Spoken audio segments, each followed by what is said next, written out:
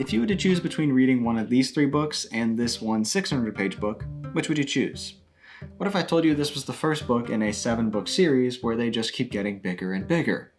Me personally, I'd probably choose one of these 3 books. In fact, I've actually already read 2 of them.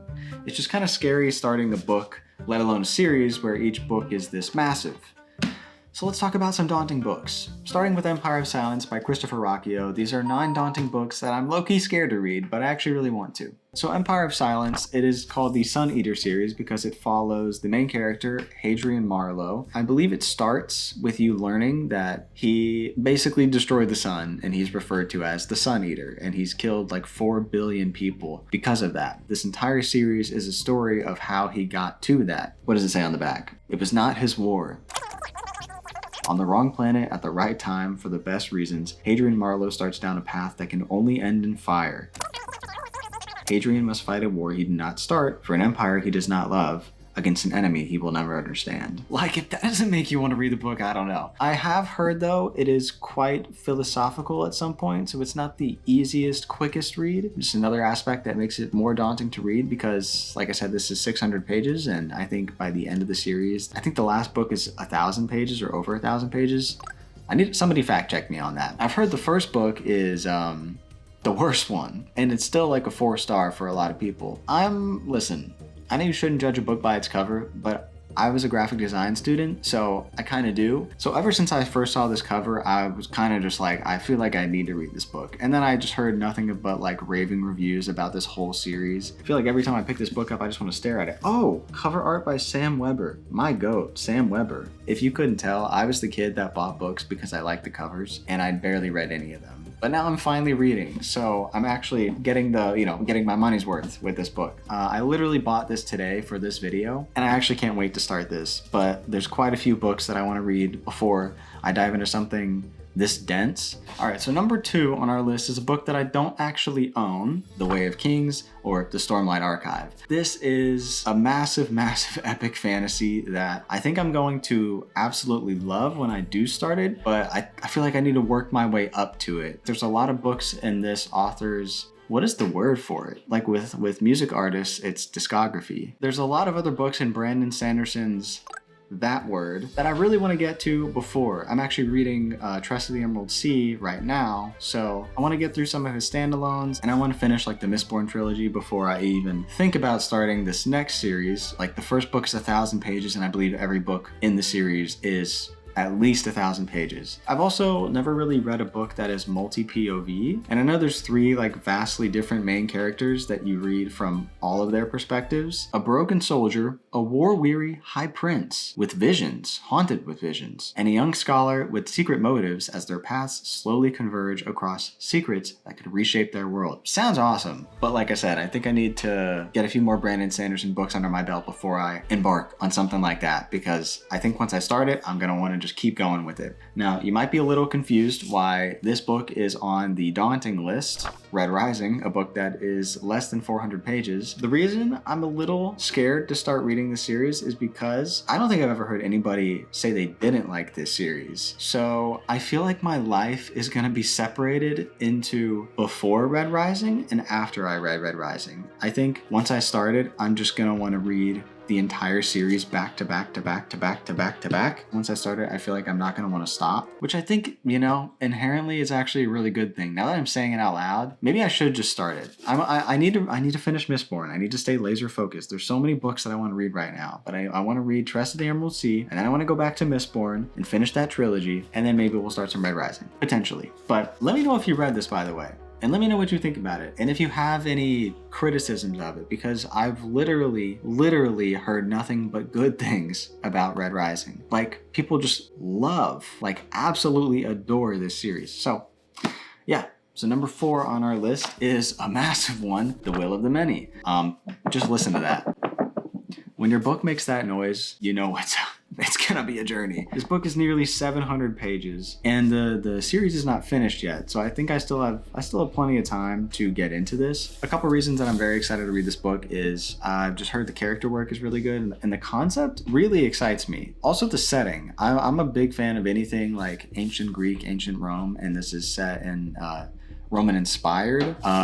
The Khatan Republic, and also look at the cover art. I know there's a big controversy about like the original cover art and this new cover art. I think it's cool. I think the only thing that throws me off is the original one was blue and the new cover for the second book, or I guess the only cover for the second book, is blue, and this one was changed to this like dusty orange. So I think that's what's throwing people off. I feel like if this was this exact same cover but with like a blue hue, I think it would have been more well received. Also, I completely forgot to mention the Red Rising has been described as like Hunger Games but in space, at least for the first book, and then apparently it expands to something way bigger after that. I've heard this is similar in a way at some points. I don't know if that's true. I feel like I heard somebody say it's similar to Red Rising in many aspects, but also very different in its own lane, I guess you could say. Yeah. All right, so number 5 on our list. Please don't yell at me, guys, okay?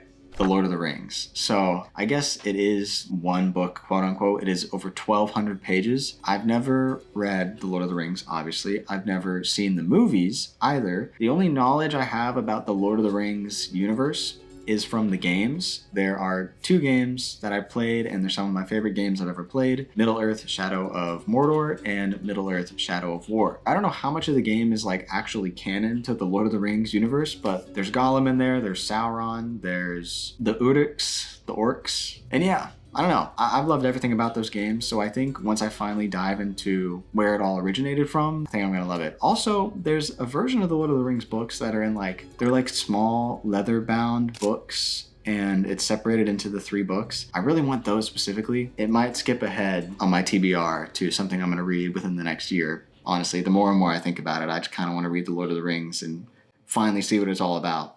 Number 6 on this list is The Sword of Kaigen. It's about 650 pages. It's a standalone, which is something I love to hear as a fantasy book. Sword of Kaigen is a Japanese-inspired fantasy. I've also heard nothing but like raving reviews about it. It's written by M.L. Wong. It's just a massive book, 650 pages. And I've heard it also gets pretty slow towards the end at some point, or maybe it's like the middle to the end. It gets a little sluggish, I've heard, and then it really picks up, and like overall it's just a book that really hits you emotionally. So I'm very excited to read that one day. I really need to get on M.L. Wong because I don't think I've heard a bad review about an M.L. Wong book. What else did M.L. Wong write? There's another one that's on the tip of my tongue. Blood Over Brighthaven. I also really want to read Blood Over Brighthaven, and I bought it, so whenever I just want to read like a standalone fantasy book, I got that on standby. Now, number 7 on our list, Jade City. Yeah, just a very beloved series. I actually picked it up today as well because when I went to go get The Empire Silence, I saw this in the sales section for $10 off. So I said, say less. So this is an urban fantasy, something I haven't read before. Jade City is set in a modern Asian-inspired metropolis. The story follows 2 rival crime families who control the supply of a magical jade, a substance that grants enhanced abilities to those trained to use it. As tensions rise, family, loyalty, tradition, and ambition collide in a violent struggle for power. Oh, and I forgot, it's described as like an Asian-inspired Godfather type of thing. But this one's about 500, 600 pages in a trilogy. Honestly, I think any fantasy series that's just a trilogy, I kind of just want to go through it book after book after book, and I don't want to like read one and then stop. Also, it's the winner of the World Fantasy Award. Okay, pop off. All right. All right, my camera died while I was talking about Jade City, but I think I got everything across. So, number 8 on our list is The Wheel of Time by Robert Jordan and finished by Brandon Sanderson. I can't even begin to describe how scary it is to start a series like that. I think the first book is around 800 pages. It is a 14-book long series. Yeah, I don't think I need to say much more than that. I can't recall any other series that even pales in comparison to how massive that is. One thing I heard recently, though, about the Wheel of Time series, which is a little reassuring, Robert Jordan writes in a way where he reminds you of things that you need to know right before you need to know them. So that is very reassuring for whenever I do decide to read the Wheel of Time, that I don't have to read it 14 books all the way through if I don't want to forget important information. And then I've also heard books 8 through 10 is just like so slow. And then after you get through books 8 through 10, then there's still 4 more books. So after reading 3 slowish books that you might not have enjoyed that much, I feel like it's going to be hard to finish that series. But I don't want to start a 14 book series, get 10 books in, and then be like, I've had enough and not finish it. I think I'll get to it eventually, but that's a lot. I gotta work my way up to that. And one book that could help me work my way up to that is 11/22/63 by Stephen King. I've never read any Stephen King books. This is probably not going to be the book that I start on with Stephen King, but it is one that is very intriguing to me. A high school teacher discovers a portal to the past and becomes obsessed with preventing the assassination of John F. Kennedy. Yet, I haven't read a book that is very, I guess, grounded in reality.